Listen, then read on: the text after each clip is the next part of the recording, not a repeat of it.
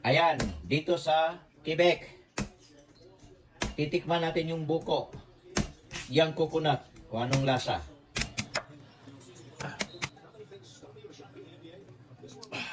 Iba talaga ang coconut Fresh. sa Philippines.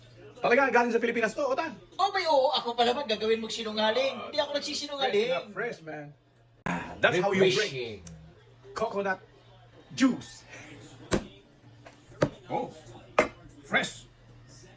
Yan ang talagang... Oh, look at that. No, wait. Yang na yang. Batang-bata. Tingnan natin. Ayan. Okay. Oh. Ano? Oh. Ito naman eh. Masyado ka nagmamadali. Oh, yan o. Oh. Woo! Juice. Oh. Coconut milk. Oh, here again.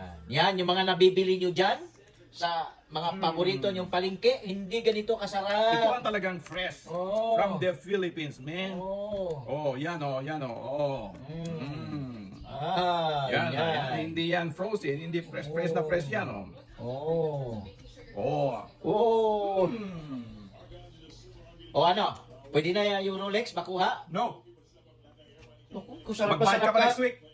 Sabi na nga ako ka next week ngayon, dinadaan mo lang ako sa Oh, next buko week, ko, next week, ah. next week. Kasi swerte.